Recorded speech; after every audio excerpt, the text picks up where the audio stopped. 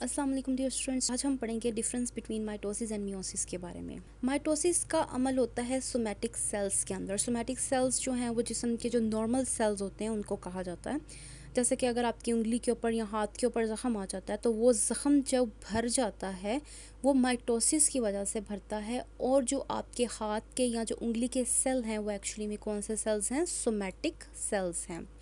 जबकि मियोसिस जो है वो जर्म सेल्स के अंदर होता है। जर्म सेल्स वो सेल होते हैं जो एग या स्पर्म सेल्स बनाते हैं। माइटोसिस के अंदर न्यूक्लियस की डिवीजन सिर्फ एक मर्तबा होती है, यानी कि पेरेंट सेल था। पेरेंट सेल के अंदर से जो क्रोमोसोम थे वो आधे क्रोमोसोम एक न्यूक्लियस में चले गए या एक सेल में चले गए और दूसरे के अंदर हाफ चले गए। ठीक है, इस तरह से मतलब क्या होता है कि आधी आधी डिवीजन हो जाती है। इसका मतलब है कि यहाँ पर न्यूक्लियस जो डिवाइड किया है वो सिर्फ एक दफ़ा डिवाइड किया है, जबकि मियोसिस में न्यूक्लियस दो दफ़ा डिवाइड करता है। पहले पेरेंट सेल से क्रोमोसोम आते हैं, यहाँ पर एक न्यूक्लियस डिवीजन हुई, उसके बाद ये न्यूक्लियस फर्दर डिवाइड करके दो और सेल्स बनाता है और यहाँ पर दूसरी न्यूक्लियस डिवीजन हो जाती है। ठीक है जी, तो इस तरह से मियोसिस के अंदर न्यूक्लियस दो दफ़ा टूटेगा जबकि यहाँ पर सिर्फ एक दफ़ा। माइटोसिस की फर्दर फेजेस में हमारे पास प्रोफेज, मेटाफेज, एनाफेज और टीलोफेज आ जाती है। यहाँ पर आप देख सकते हैं कि ये प्रोफेज है, मेटाफेज है, एनाफेज है और टीलोफेज है। और उसके बाद साइटोकाइनेसिस से हमारे पास दो सेल्स आ जाते हैं। जबकि मियोसिस के अंदर हमारे पास मियोसिस 1 आती है और मियोसिस 2 आती है। इसी तरह से प्रोफेज 1, 2, मेटाफेज 1, 2, एनाफेज 1, 2 और टीलोफेज 1 और 2 आती है। मियोसिस 1 जो है वो इस तरह से इम्पॉर्टेंट है कि इसके अंदर क्रॉसिंग ओवर का प्रोसेस होता है, जिसकी वजह से जो न्यू जनरेशन होती है वो पुरानी जनरेशन से या उनके अपने पेरेंट्स से थोड़ी सी मुख्तलिफ होती है। जबकि मियोसिस 2 जो है वो बिल्कुल माइटोसिस की तरह ही होता है, सिर्फ मियोसिस 1 का जो प्रोसेस है वो मुख्तलिफ है। माइटोसिस को देखें तो माइटोसिस में जो डॉटर सेल्स बनते हैं वो डिप्लॉइड होते हैं। डिप्लॉइड का मतलब है कि उनके अंदर 2n नंबर ऑफ क्रोमोसोम्स होते हैं, बिल्कुल वैसे ही जैसे उनके पेरेंट सेल्स के अंदर हैं। ठीक है, जबकि मियोसिस के केस में जो डॉटर सेल्स हैं वो हैप्लॉइड हैं। हैप्लॉइड का मतलब है कि उनके अंदर जो क्रोमोसोम्स हैं वो पेरेंट सेल्स के मुकाबले में आधे हैं। ये प्रोसेस बहुत इम्पॉर्टेंट है क्योंकि अगर सेम नंबर ऑफ क्रोमोसोम दूसरी जनरेशन में चले जाएंगे तो क्या होगा कि पेरेंट्स से क्रोमोसोम नंबर जो जनरेशन है, न्यू जनरेशन, उसका डिफरेंट हो जाएगा। तो नंबर ऑफ क्रोमोसोम्स को सेम रखने के लिए मियोसिस का प्रोसेस बहुत ज़रूरी है। माइटोसिस के अंदर कोई क्रॉसिंग ओवर का प्रोसेस नहीं होता, लेकिन मियोसिस के अंदर क्रॉसिंग ओवर का प्रोसेस होता है। क्रॉसिंग ओवर क्या है?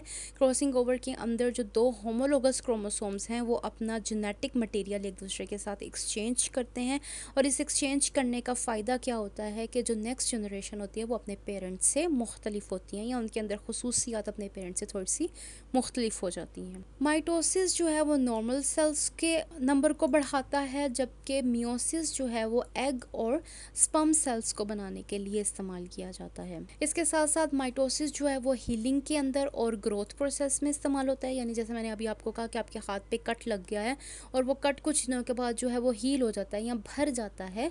तो वो क्यों भर जाता है? क्योंकि उसके अंदर माइटोसिस का अमल हो रहा होता है। इसी तरह से जो छोटा सा बेबी होता है वो आहिस्ता आहिस्ता करके बड़ा होता जाता है और अडल्ट में कन्वर्ट हो जाता है। और वो क्यों हो रहा होता है? क्योंकि उसके अंदर भी माइटोसिस का अमल हो रहा होता है, जिसमें नॉर्मल सेल्स का नंबर बढ़ता जाता है। जैसे जैसे नॉर्मल सेल्स का नंबर बढ़ता जाएगा इंसान जो है वो बड़ा होता जाएगा।